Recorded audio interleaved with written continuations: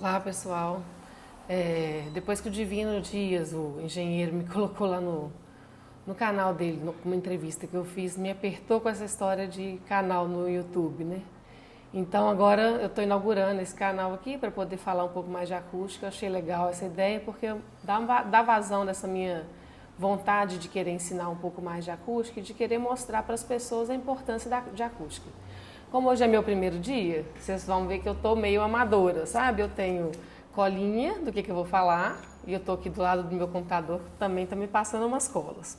Então eu queria comentar com vocês primeiro a questão da importância da acústica na vida da gente.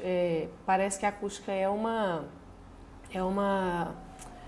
luxo, né? Que as pessoas elas tratam da acústica quando elas têm já resolveu tudo e agora eu vou querer um ambiente sonoro agradável, vou colocar um forro acústico e o meu ambiente vai ser excelente, vou ouvir bem.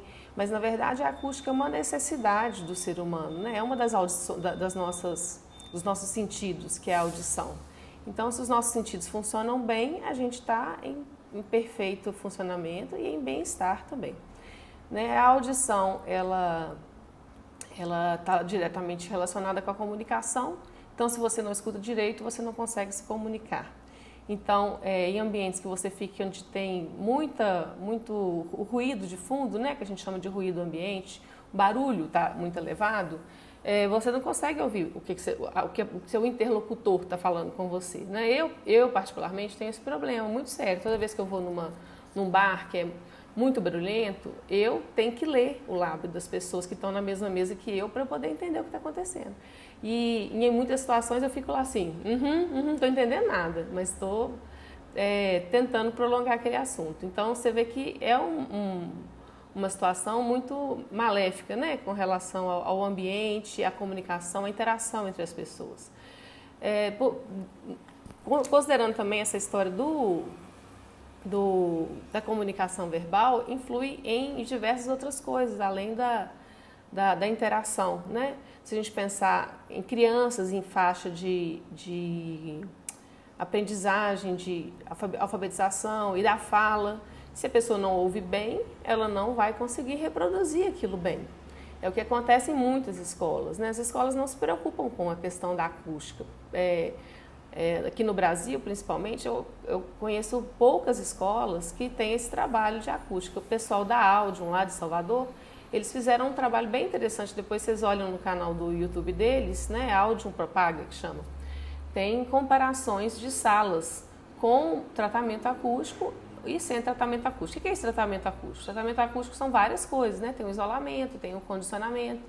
A questão da sala de aula é não deixar o ruído externo interferir no interno e o professor falar e esse som chegar com nitidez nas pessoas. Se ele reflete várias vezes, o aluno não vai ouvir bem. Aí o que acontece com ele? Ele perde a atenção, né? Não quer ficar olhando para aquilo, porque você não está conseguindo entender, né? A mesma situação em outros lugares, né? Eu sou de Timóteo, né? Eu cresci numa cidade que tinha uma igreja com um formato... Eu vou prometer aqui, nesse momento aqui, que eu vou fazer um vídeo nesse lugar, porque ela marcou a minha vida. Eu frequentava essa igreja, que era uma igreja católica, né?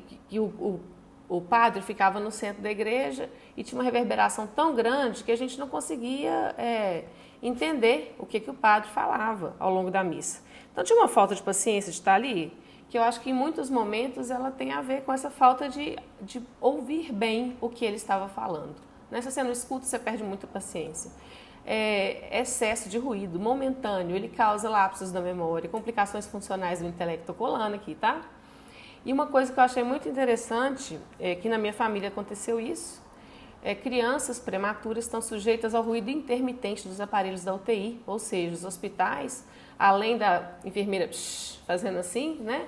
Ele tem que ter também um tratamento de ruído de fundo e dos próprios aparelhos. Então, esse aparelho, os equipamentos da UTI, eles ficam... Quem já teve experiência não muito grata de estar numa UTI acompanhando alguém ou por razões de saúde própria, deve lembrar desse barulhinho. Esse barulho, quando eu lembro muito da situação que eu passei com meu pai no CTI, né? Então, é uma coisa que ficou na minha memória auditiva.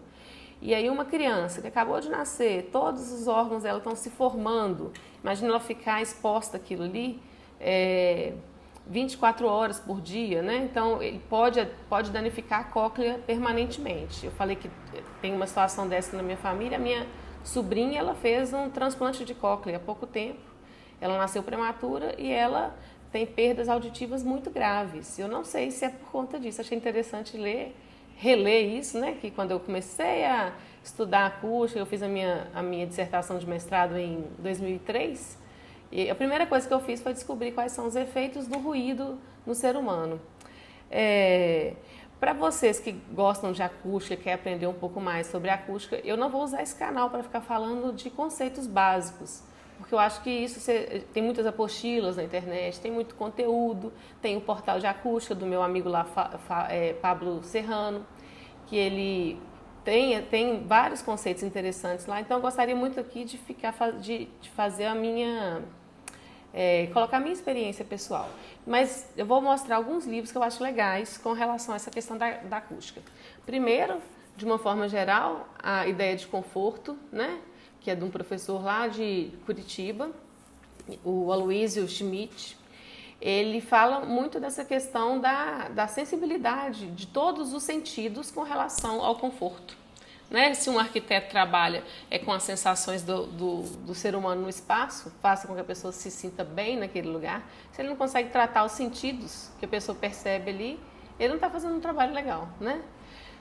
Aí partindo para os conceitos de acústica, eu uso muito esses livros meus estão até bem sujinhos, que eu vou e volto. Eu não sou uma pessoa que eu acho que eu sei de tudo não, de jeito nenhum. Então eu volto no conceito, tem uma coisa nova, eu vou lá e leio. Então eu gosto de ler esse livro aqui, né, Acústica Arquitetônica. Gosto desse também, Acústica Técnica. Um que é uma curiosidade, mas também muita gente gosta principalmente os estudantes, gostam de trabalhar com essa questão dos materiais alternativos. Então tem esse livro aqui, ó, do Pizzuti, Jorge Luiz Pizzuti dos Santos, Estudo do Potencial Tecnológico de Materiais Alternativos em Absorção Sonora.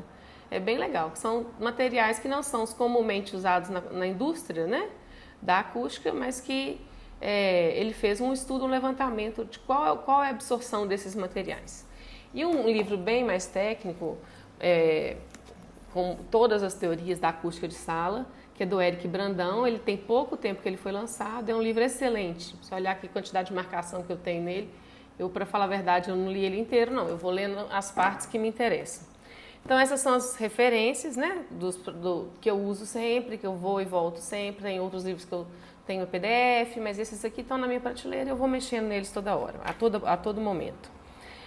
Os projetos mais comuns que acontecem em acústica, apesar de eu ficar falando aqui que deveria ser tratado em todo lugar, são os teatros, os auditórios, as salas de conferência, salões de festas, salas de eventos. Que mais? As igrejas. Eu acho bem bacana a história das igrejas, porque as igrejas elas têm muito a ver com o tipo de igreja que é, né? Então, uma igreja católica que tem a questão do rito, que se repete, eu percebo que a valorização da acústica é um pouco menor do que a de uma igreja evangélica, por exemplo. Na igreja evangélica, tem muito essa questão da pregação, né? Do que o pastor está falando, da palavra. Eu já escutei de pastores falando uma coisa muito legal, que ele gosta de ver os olhos das pessoas. E quando você vê o olho da pessoa, o som está chegando de uma maneira direta. Mas o ambiente ele tem que receber isso bem. Então, se a palavra não está chegando, o lugar não está funcionando, né? Então, são lugares onde a acústica é fundamental. Estúdios de gravação, alguns lugares que quem pensa um pouco sobre a acústica vai já relacionar com esse tipo de situação. A relação da acústica com a arquitetura. O projeto de acústica não é um projeto que todo arquiteto tem que fazer, todo arquiteto deveria ter competência para fazer. A acústica ela é uma especialidade da arquitetura e uma especialidade também da engenharia mecânica. Então, são situações onde a gente entra na complexidade do projeto. Então, o que o arquiteto poderia já tratar a questão da acústica? Então, lugares que são sensíveis ao som, afastar ele das fontes de ruído, né? Quando for pensar nessa organização do layout, A forma dos espaços, a geometria dos espaços diz muito. Então, você ir atrás de um texto ou até de uma consultoria, né? Chamar um consultor de acústica para começar o projeto junto, para pensar junto. Isso vai minimizar muito a questão dos custos, né? Porque é uma coisa que eu posso falar um outro dia, mas os custos dos materiais de acústica normalmente são elevados. E aí não é encher o espaço de material, isso aí é baseado em um cálculo de acústica, né? Um cálculo do número, da quantidade de material de absorção. Fora que a acústica são outras coisas além disso, né? Essa aí é a questão do condicionamento acústico. A gente tem a situação do isolamento acústico e tem também a situação da vibração. Então, essas são as primeiras coisas que eu gostaria de falar sobre acústica para vocês. E eu espero que vocês gostem, eu peço que vocês comentem, que solicitem algumas informações para me ajudar até a montar esse roteirinho do que a gente vai fazer a cada dia. Obrigada, estou feliz.